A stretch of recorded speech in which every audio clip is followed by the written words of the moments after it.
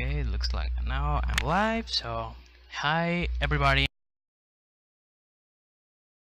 I am UnFantasmaMas, or just simply Ghost, which is the translation to English of Phantasma. And this is the unlock Goin Quackers any percent PSX, which means that it's the regular any percent category. But I'm gonna explain that on a bit. So first, we're gonna get 16 seconds. We're gonna wait 16 seconds after I start a new game, just for some kind of purposes. Well, really because we need to skip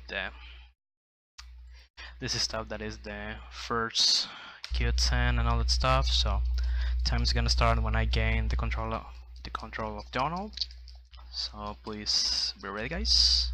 Let's start timer, and I'm gonna start on 3, 2, 1, and go. Right, this is another Goin Quackers 20% PSX I have said a couple of moments ago, and the reason why this category is called any PSX it's because for this game there are 5 versions of this game, and just counting the home version consoles there are just 3 versions of the game.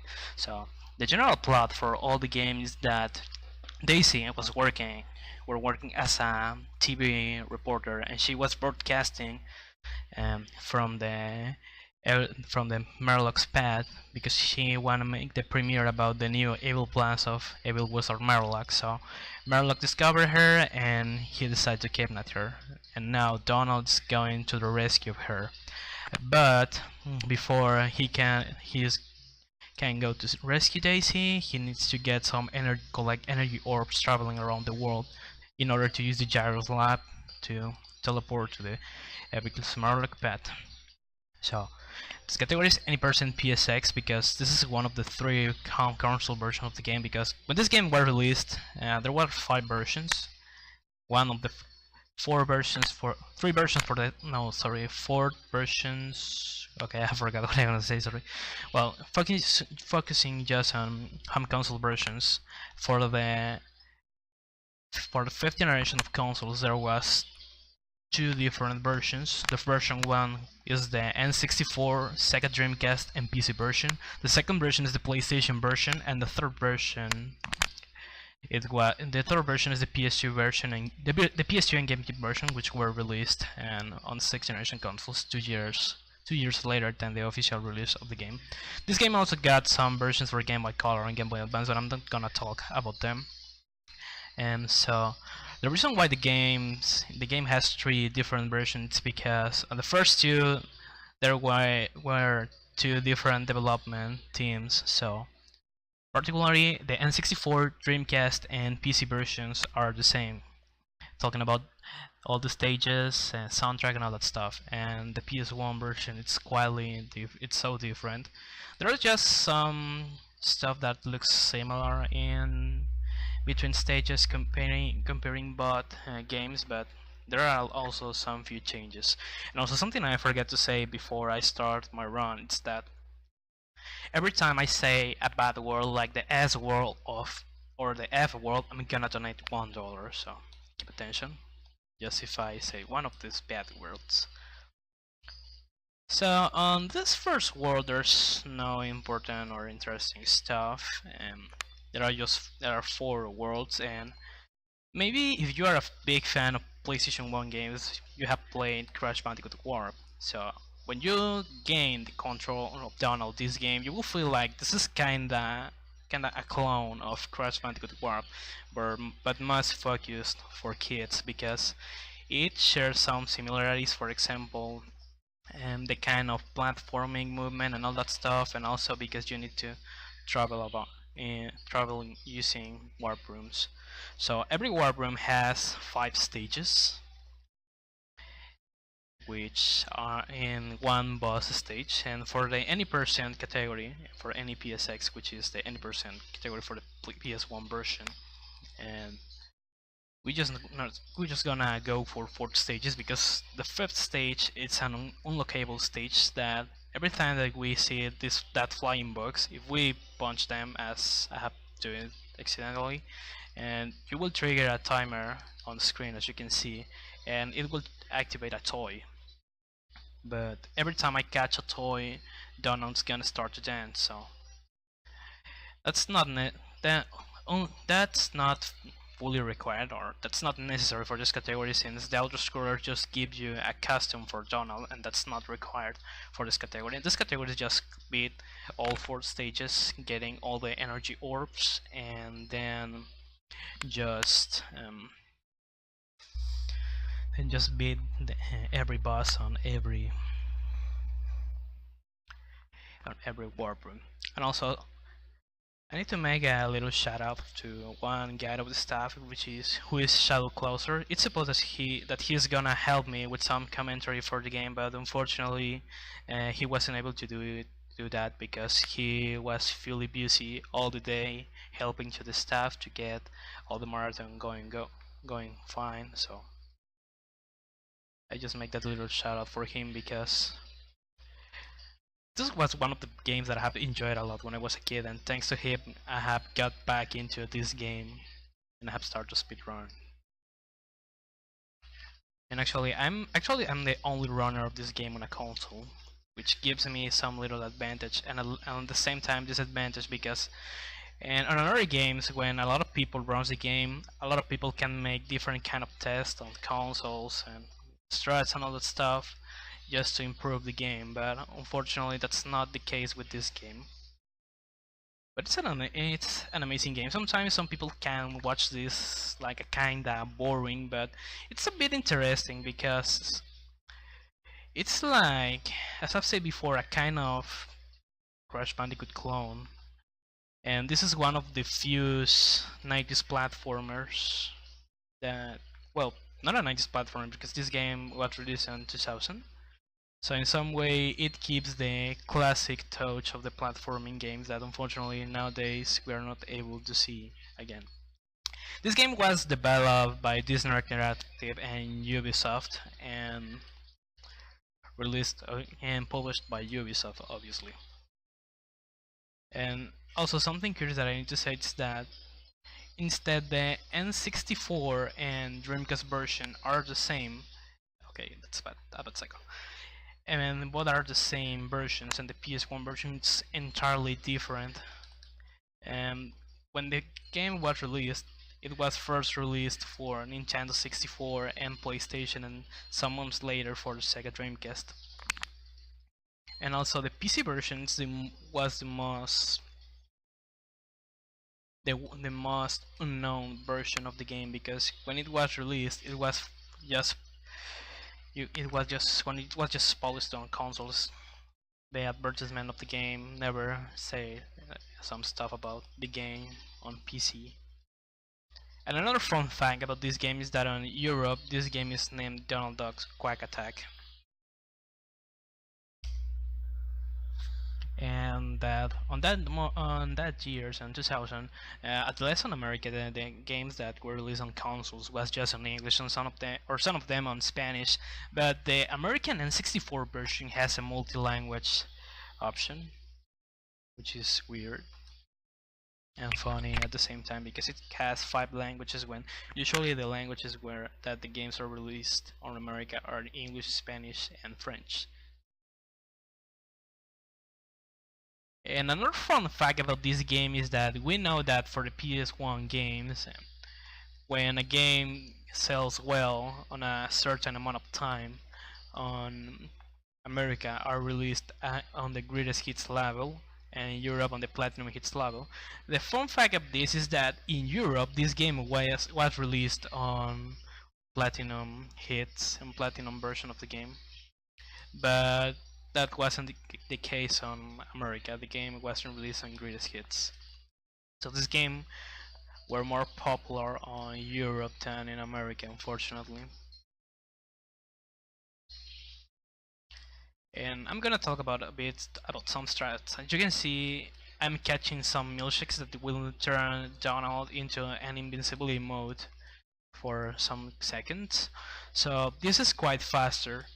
But what happens if Donald receives some damage? Well, when he receives some damage, he turns into a berserk mode, which it has an invincibility time like for 2 or 3 seconds, and then he turns into a mad dog state. So if he receives some damage again when he's mad, he's gonna lose a life.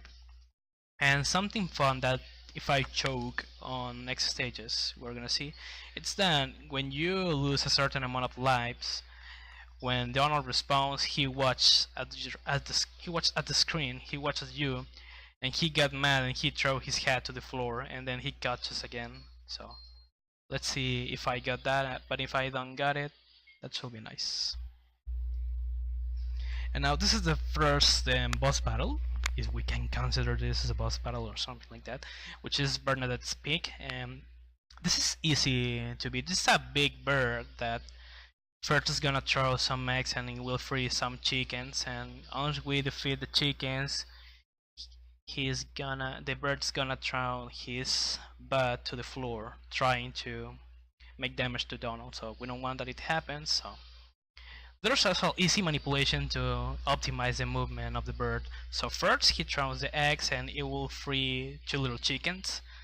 Now the bird's gonna move and gonna throw his ass. It's 1, 2, I move faster here 2 times in order to keep it on that position. So with that I can save between 3 to 6 seconds in total, instead of wait that the bird moves and it can go down again, because it will falls 4 times. So with this I can save more time, because as you can see, when the bird throws his butt the first time, it will start to move. So I'm trying to manipulate this in order to don't make that the bird doesn't move and keep on its place. So it's 1, 2, 3, and okay, that was bad. That was amazingly retarded. Okay. I wasn't expecting that happened. Well, as you have saw, it's first 2 chickens, then 2 chickens with 2 hats, and then 4 chickens. So again, we move the manipulation. It's 1, 2, 3, and 4. We jump on the air.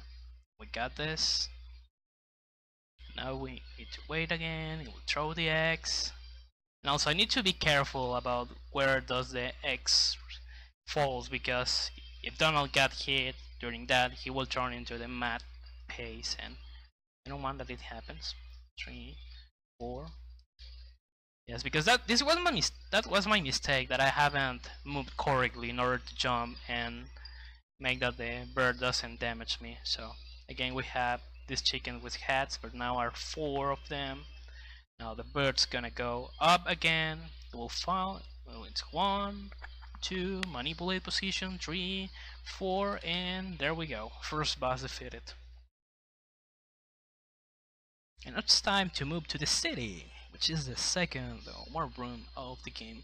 And now here starts the trickiest part of the run, because at least on those first stages, on a casual mode, it's easy to locate where those the energy orbs are, so it shouldn't be a problem to get them. The problem starts on second world, because some of the orbs are easy to catch and easy to watch, but some of them are a bit hidden, and there will be some kind of objects that will make that you got distracted and you don't watch where does the orb is. So that's gonna be the case on the second stage. This first stage was just first venue, and the orb is located at the end of the stage, so that shouldn't be any kind of problem. And also, I wonder, you have saw that on the warp rooms there's one of the Donald's nephews. So when you activate the books and you catch the toys, and depending on the warp room it's the kind of toys, when you catch all 3 toys of each 4 stages, which are a total of 12 toys, and you go talk with them, you can unlock an auto-scroller stage. But as I've said before, that's just for 112% category, since you just unlock an auto-scroller stage, and that stage just gives you a costume that doesn't affect Donald. It's just change some of their animations. Because if we don't move Donald for a while, he will start to make some animations. Because for example, on this space, if in this case with the regular costume, if we make that Donald keeps quiet for some seconds, he will start to fall asleep and he will start to think on Daisy. So Daisy will appear on a globe and he will try to kiss that globe and the globe's gonna disappear. There's 4 costumes. The first one is the tourist costume that when we don't move Donald, Donald will start to take some photos, and there's like a kind of I don't know, I have forgot the word again. Now we're on the McDonald pace. There are another costume like the Bahamas Bahama wolf and pace and Bahamas costume. I don't know. I hope that you can apologize me because English is not my principal language and sometimes I forget to say some words, but it's that costume that regularly you use when you go to sleep, so that shouldn't be important. And there's a cowboy costume and I don't remember right now which costume was the other one. So we start now with the tricky part, with the first tricky part of the stage that also on my first runs make me to forget where does the orb was, and sometimes you can notice when you have lose the orb once you finish a stage because there are 3 light bulbs on every out of every stage. The first light is for the orb, the second one is for the toys, and there's a third one for time trials. Because once you finish a stage, you will enter into a you can enter into a time trial mode. Because once you enter the stage again, once you have been in, it will appear a little clock, and you need to finish the game before the timer that appears on the stage. So it should be that time. For example, if on one stage there's a preset time of 3 minutes and you finish it on 2, when you try to do the time trial again, the time is gonna be that 2 minutes that you have finished. So that's a good way to improve the stages and practice a bit, but personally I don't like that. And for example, comparing it with Crash Bandicoot 3 with the time trials, on that game when you fail or you lose a life, you respawn from the start of the stage, and this is not the case with this game. For example, if you catch the second checkpoint and then you die, you respawn on the second checkpoint.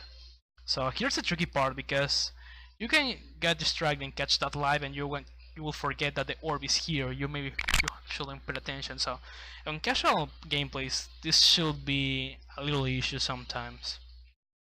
And also on your first runs, if you are somebody who distracts easily as me, because this happened to me like 3 or 4 times, I don't remember correctly right now.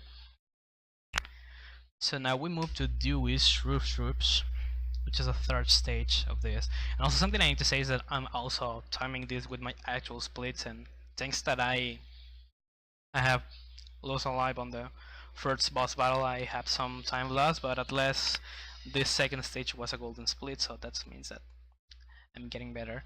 And something I need to say is that I'm playing this game on a PlayStation 2 using the fast easy speed mode, but since I have said before, I'm the only runner of this game on a console, there's a lot of stuff that we need to test about the game, because we're used that for PS1 games the PS2 consoles are better, since thanks to the fast easy speed mode you can reduce by a lot the loading times, because if we remember, the CD loading times were so slower.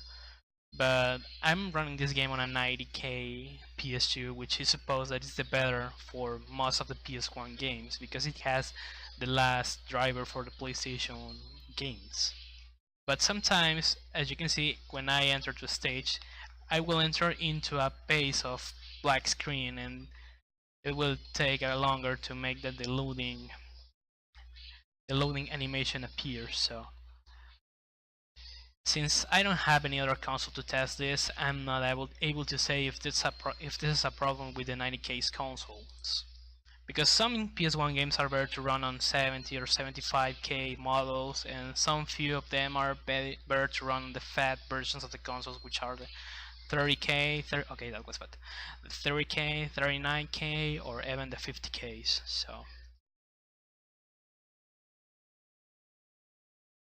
sometimes you're gonna you're gonna watch that, but really I don't lose so much time because if I play this on a regular PS1 or with standard disk speed on the PS2, the loading times are so slower, and some of them will take between 5 to 10 seconds. So even with the black screens, I don't lose much time. I can save between 1 to 4 seconds if I got one of that extended loading screens. And a big problem of that is that sometimes are random. I mean, you can't preset or you can't say, okay, I'm gonna enter to this specific stage and I'm gonna get that and that extended loading screen, because it happens randomly. Doesn't matter the stage. You will get that issue sometimes, and unfortunately, this has been in some way a bad run. Not because I have failed on the first boss, because I have got on the first warp on the first two stages I got this extended loading screens.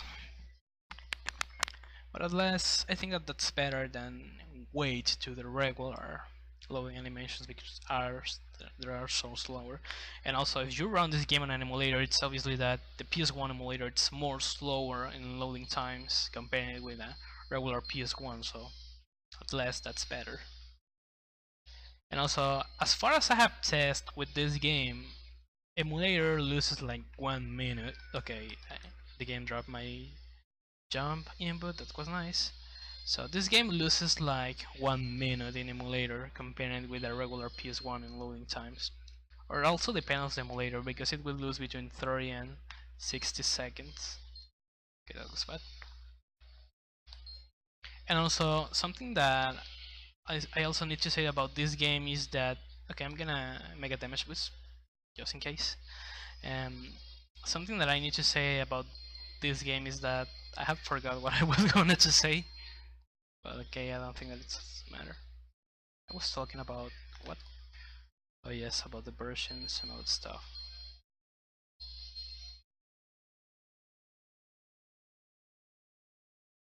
Okay, if I remember what I was saying, I'm gonna say it again. So for now, we'll try to focus.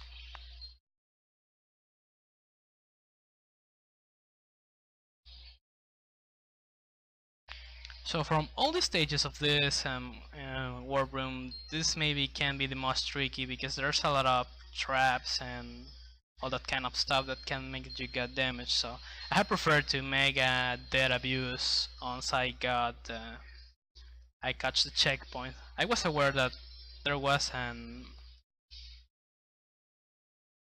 milkshake close to it, but since there's a lot of traps here, it's better to make a dead abuse and catch one of that milkshakes in order to go on a safer route. I mean, if I was just running this on my Twitch channel, maybe I should have reset on that part or something like that. But I will have trade risk. But since this is a marathon, I'm gonna try to take some safe strats. So I'm approaching to the end of the stage, so this shouldn't be a problem. And now it's time to go to the second boss battle, which is the Beagle's Boys Tower. Also, something that I need to say about this game is that if you are familiarized with, or you know how are the classic Disney animations, you will notice a lot of characters. You will recognize them on the game. So this is one of the Beagle's Boys were featured on one of the Donald Duck's episodes. So how I beat this boss? This is a ridiculousness battle, because he's gonna throw his wrecking ball 3 times, and then on the 3rd time the machine's gonna get stuck, so he needs to get out of it. He's not gonna get out.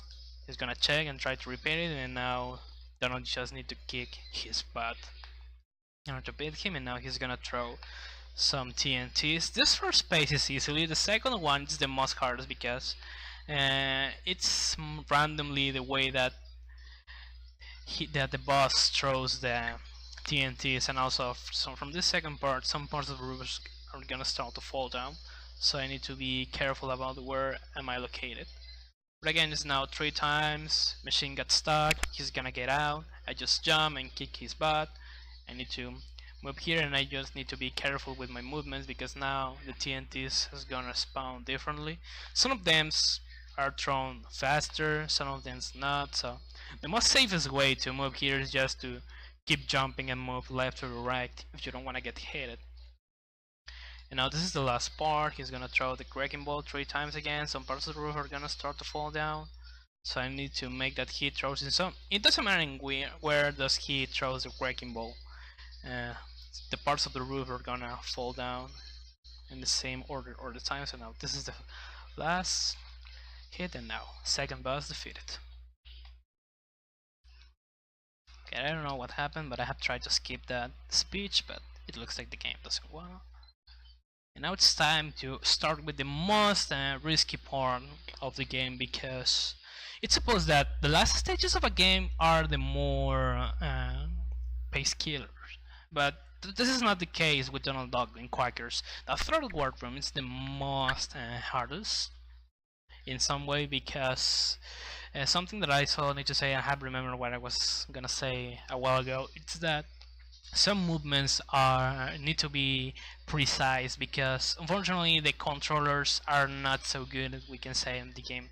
I mean, there are regular controllers, but sometimes the in-game physics are a bit weird, because maybe you can see some models on the screen and you will think that that you can walk on them or all that stuff, but they are not solid. So in some of them you need to be careful, and also to try to make some skips and some kind of jumps you will need to jump over some enemies and or jump over some stuff like that, boxes that freeze that stars.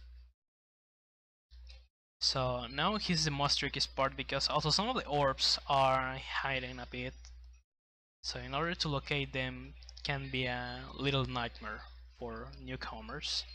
And also the movement of this platform is a bit specific, so I need to be careful also with some of the jumps.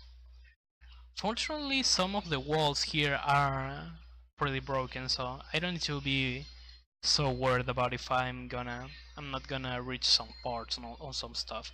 But also it doesn't matter that they are a bit broken, you need to be careful in your movements.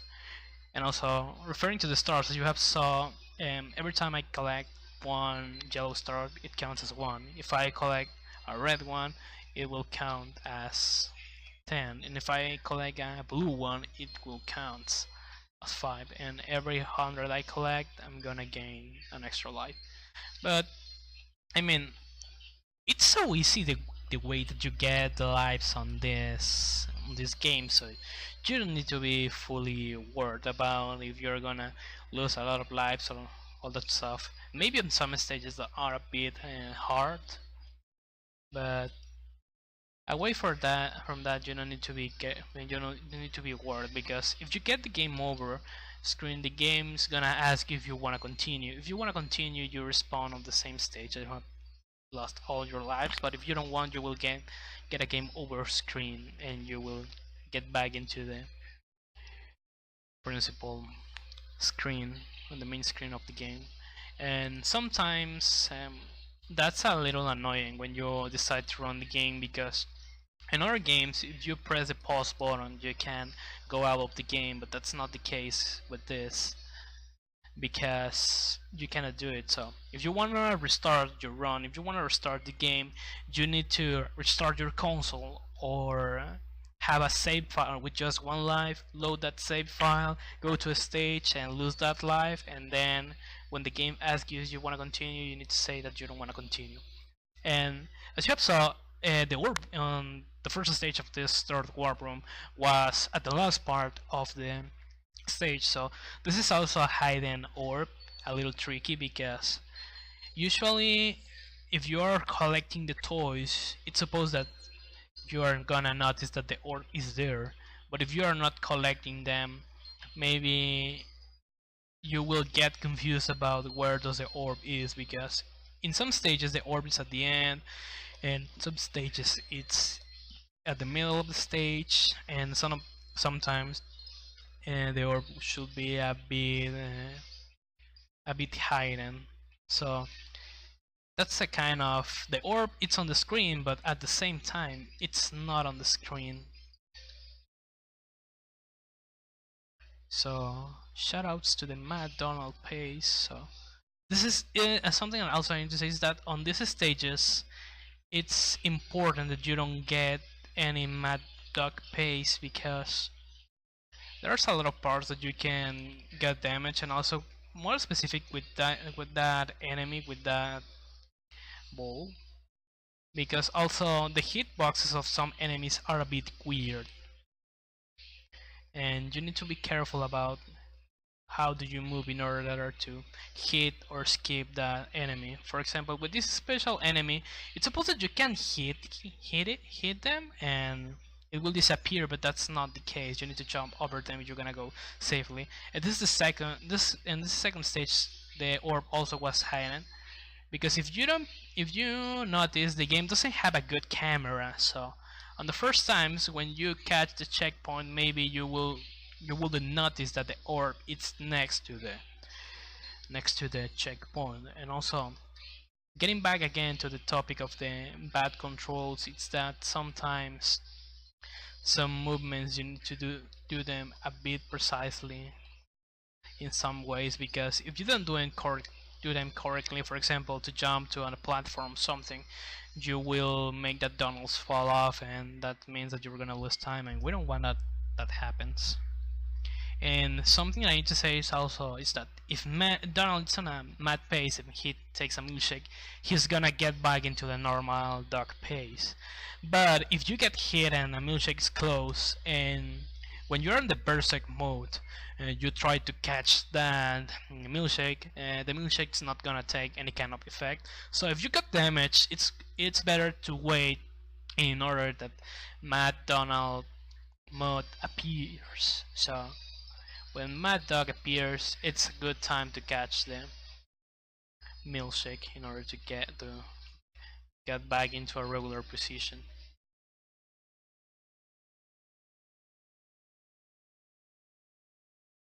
So Louis' Creepy Corridor, it's a bit longer stage, but it's not so hard as we can say, and also the orb is also hidden on this. So as like at the first stage, the orb's gonna be hide close to a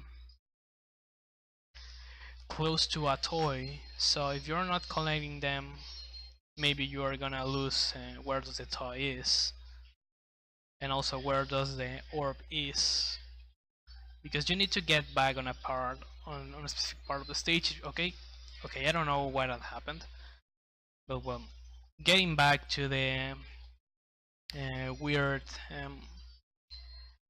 physics of the game, that's one of the effects of it, because sometimes some movements can be tricky, and sometimes you don't need to jump to reach some parts, just walking on some stuff. But as we have saw, the game has well, the technique hasn't worked correctly for me, unfortunately.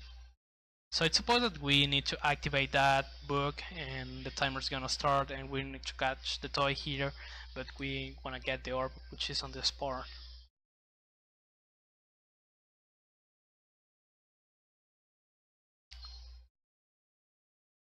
Also, something cool that I need to say about this game is that it's not like another ones when you lose a life and you're gonna respawn on a checkpoint, because it will turn into a kind of black screen and you need to wait some few moments in order to keep playing again. But this is not the case with this game, because once you lose a life, you respawn immediately. So that's a good point about this game. So I need to be careful here because this is the last part of the stage, and also that jump sometimes it's a bit tricky. And also I forgot to say that on the last stage I got a golden split, nice. And now, talking about the regular stages, this is the most space killer that we can get, and also the most hardest stage on this game, at least since my point of view and my opinion, and also another runners of the game, because actually we are just few active runners of the PS1 version. There are more runners on the N64, Dreamcast, and PC version. So from the three active runners of the game, which are Shadow Closer, Setsu Scorpion, both from Chile, and me, um, we have we have said but that all that this stage is the most space killer, which is Godly Battle. Also, I'm gonna try to keep a bit quiet in some parts because I need to focus in order to beat it. And if you're wondering why this stage is the most hardest, it's because it's one of the most longest stages of the game, and also there's a lot of traps in here. So also, sometimes the physics can troll you. As you can see, I got some luck thanks to that bad physics. I was gonna fall down and lose a life. Fortunately, that hasn't happened, so shoutouts to it. But again, you also, as you have saw with some a while ago, I got stuck and I haven't fall down. So if you can use that kind of bad physics to make that kind of stuff, that's something really amazing, because sometimes some of that stuff can make that you lose a big amount of time. And also that jump was risky, because the best way to pass the sport is that you just need to walk down of that pole like this, because if you jump, maybe sometimes your jump's not correctly signed, or sometimes the game delayed your input, because that's something that used to happen, not so much, but it's regular that sometimes it happens. So on that movements you need to be careful again. And also on first rounds of the game, maybe you can get mad if you play, and you will lose your patience if you play this game thanks to all the traps. But thankfully that I have played a lot this game when I was a kid, and also have practiced a lot. In some way I can remember where all those traps are, because there will be some traps that will attack you immediately you catch them on screen. So that can be the tricky part about running this game. I haven't played the N64 version, so I'm not sure about how everything works on that game, but as far as I know, some stuffs are more easiest to get, since the camera works a bit better. I mean, the camera isn't still good, but at least it's a bit better than the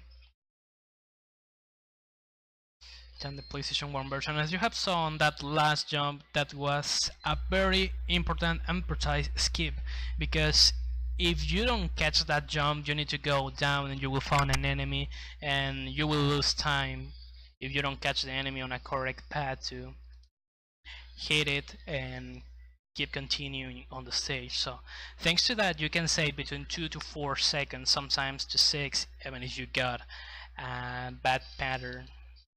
So she's Magica, and she's gonna release some enemies here on the floor that we need to hit. Unfortunately, I got into the Mad Duck base again, and now she will throw some fireballs here when Donald is. So the first time is gonna be 2 times, and you hit her, and now the stuff repeats again. And also from all the bosses, she can be a bit annoying too. Okay. And also, since I'm on the Mad Duck base, I need to be careful with my movements. Okay, that was so risky. Now there were 3 enemies. He's gonna throw 3 fireballs. It's 1, 2, and when I hit her for the for the second time, he's gonna throw a milkshake. So if you're at a normal pace, this is amazingly good, because it can cut and it can save a good amount of time, like 4 seconds if you move faster and beat the enemies faster. Fortunately, I'm not getting a good partner with the enemies now, but also, as you have saw, if I'm on the floor, she's gonna throw the fireballs on the floor, but if she catches me on the air, she's gonna throw the fireballs in the air. So she's now gonna throw 4 fireballs. That was the first one. This is the second one. She's gonna throw the third one, and now this is the last one, and I'm gonna hit her until when she had released that fireball, and third boss defeated. And now it's time to go to the last part.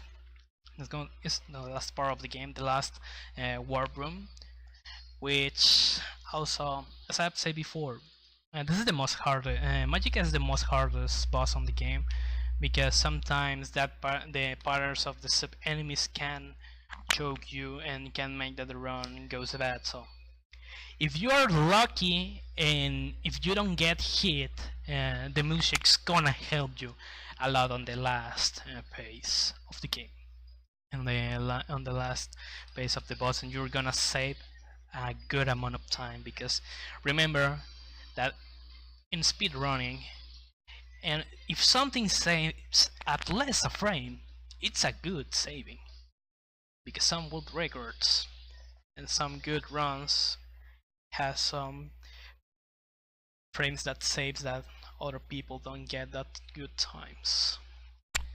So here's Temple's entries, and now we're gonna see more kind of weird enemies and all that stuff. And this first stage is the most easiest of all, so if you can get this stage easily, you shouldn't have any kind of problems. And also, that enemy with the mask has also a weird hitbox, because it's supposed that when it's spinning, if you jump over it, you can make some damage. But sometimes the game doesn't recognize that you hit him, so it's gonna take some damage for you, so we don't want that to happen. And now I got hit again, but it doesn't matter if I go normal on this part. Okay, forget what I have to say. Because also, if I need to do sometimes some dead abuses, or if I accidentally die on the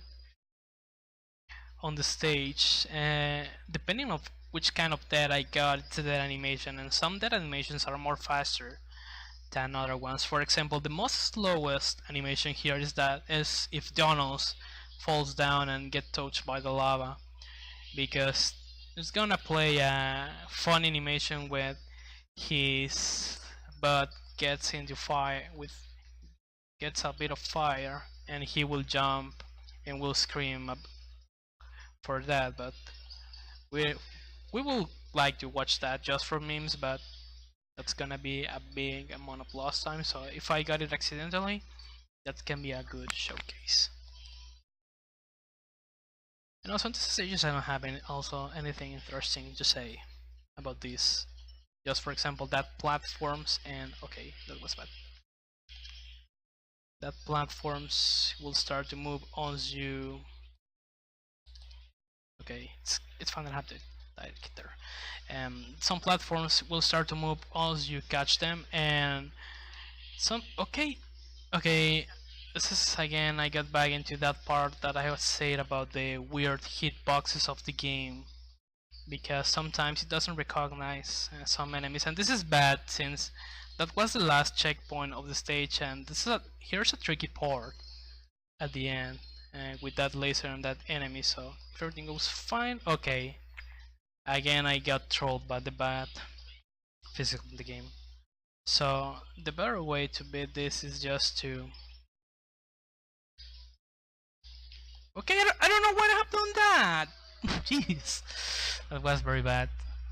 Okay, I'm gonna keep quiet because I'm losing time here. And also, that is better that you finish on the nice mood, since that last part is tricky thanks to that laser and that enemy, so you can do a little damage boost in that part and everything should be fine.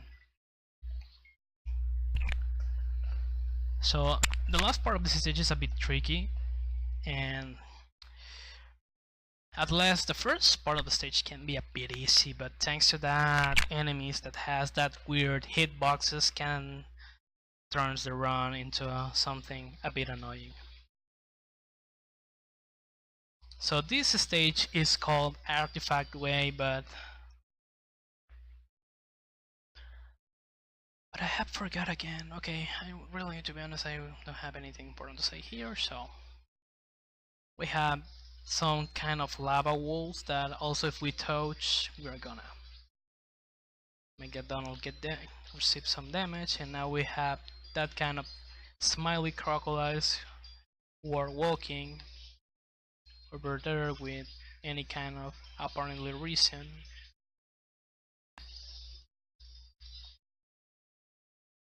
So I hope that when I have lose alive on last stage with Donald falling into the lava, I hope that you have watched that animation because it's funny. And also, thanks that I have lost a big amount of lives on last stage, I get the animation that when Donald's get mad with you because you have lost a big amount of lives.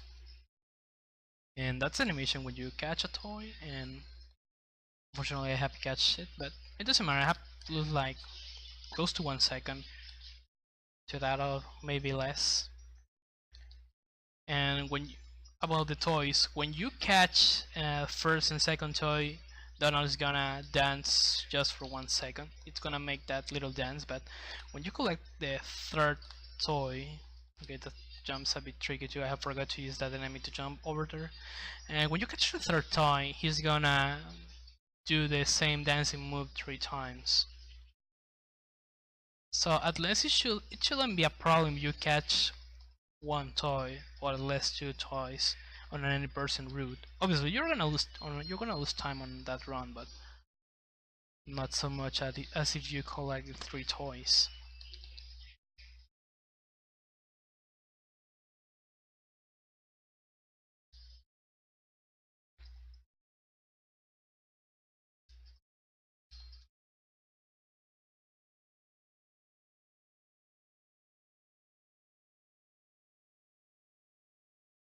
So I have moved slowly here on this part because also that last part's a bit tricky, since if you don't jump correctly, because there's a tiny hitbox, a tiny solid part, Donald would fall down, and since that was the last part of stage, that means that you're gonna lose a big amount of time since the checkpoint it's far away of that last part.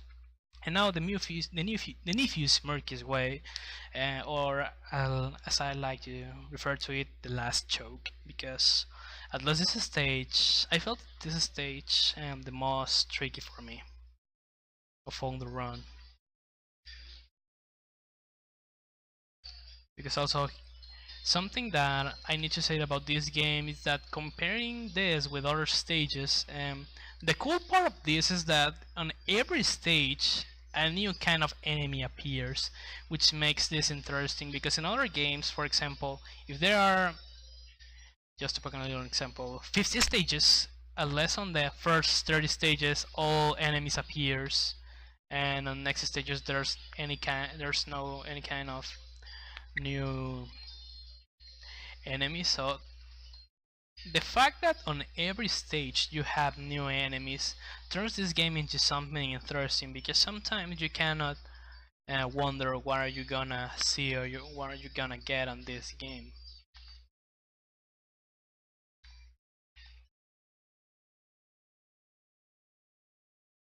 Again, I got trolled by the poor hitboxes of the game.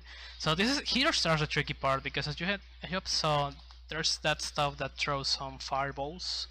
So I need to be careful with my movements, and also that's a perfect timing. So when I see or if I hear a fireball, I need to time correctly my movements, because if I got hit it, obviously since I'm on the normal pace, I'm gonna turn into the mad dog pace. So the bad part of this is that there's a lot of these fireball traps in all the stage. So this is the reason why I like to call this the last choke, because that fireballs can turn this into a hard stage.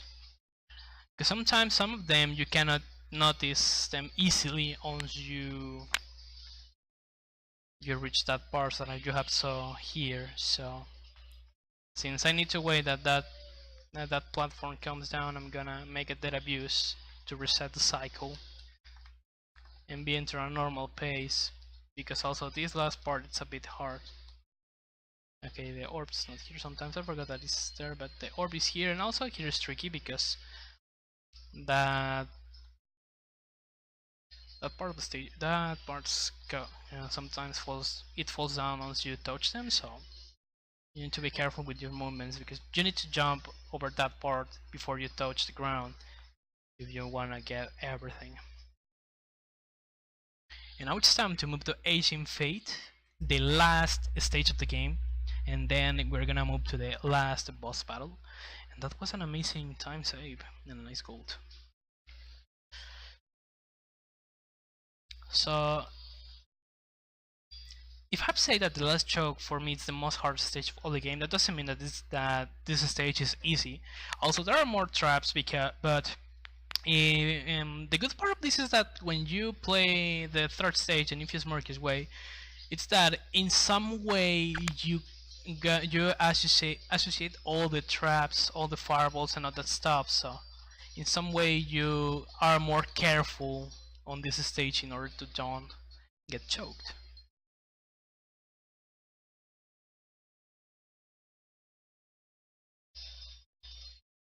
And also again with the enemies and all the traps, we have that hands that are punching the floor.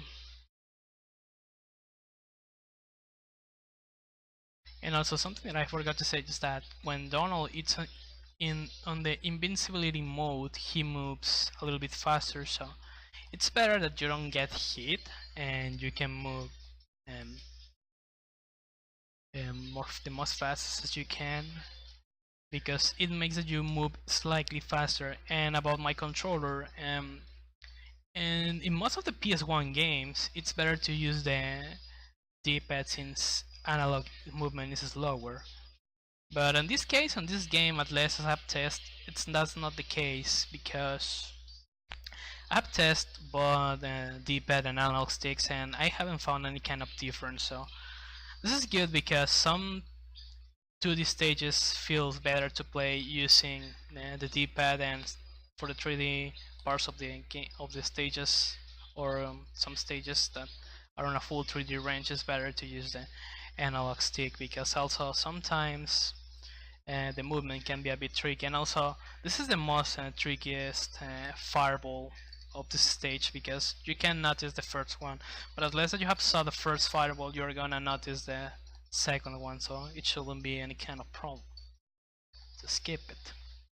And again, I was gonna lose a life there, and if I have died on that part, it should just gonna be something bad at the end, because I was close to checkpoint, so that means that I'm gonna get far away. And please pay attention to this specific part, because in some moments, I don't know why, but the music game changes.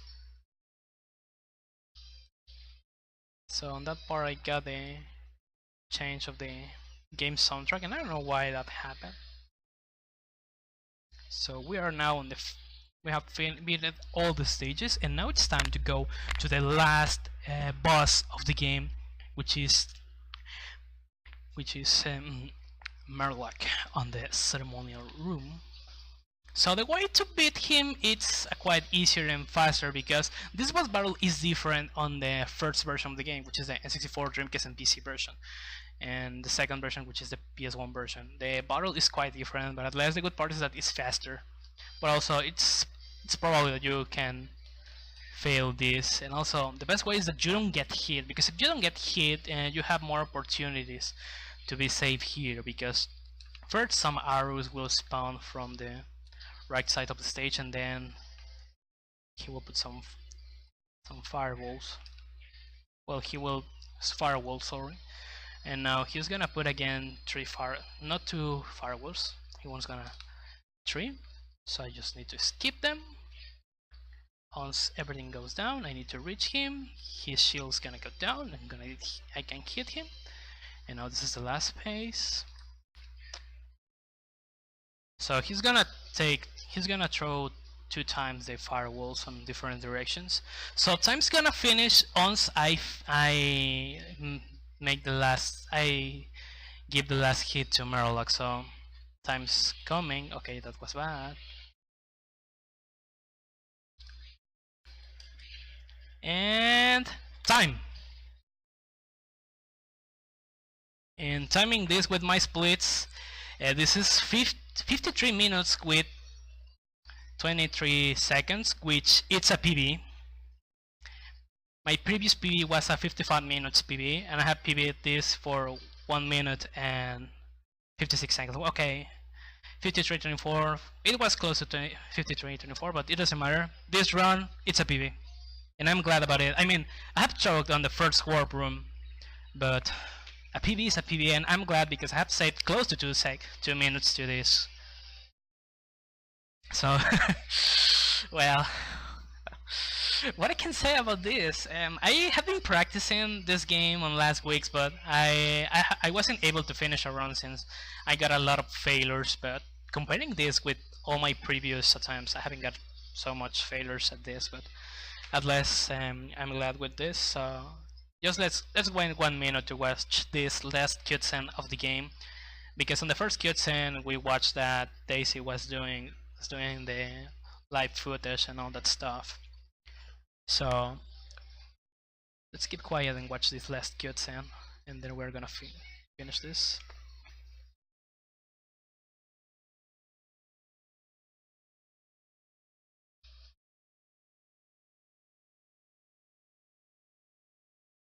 So now Donald saved the day and saved Daisy.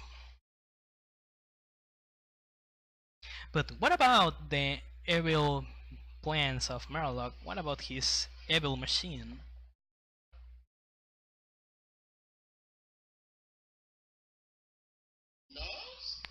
What does that machine does, Jiro?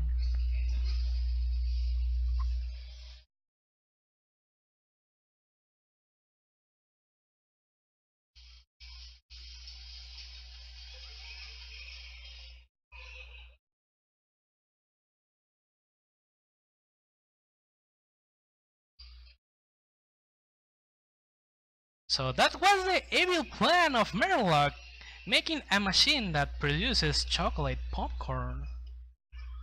And well, I am a ghost, and you can follow me on Twitch, and you can find on the schedule my channel. I run some PS1 games like the Crash Bandicoot games, also like Goin Quackers, and some actual and retro games. So if you want to run this game, even the PS1 version, feel free to ask me all the stuff that you want about the game. I will be glad and I can help you. Also, you can ask me some stuff about other games that I run. And well, that was Donald Goin Quackers. Thank you for having me here, and see you next time. Keep tuning because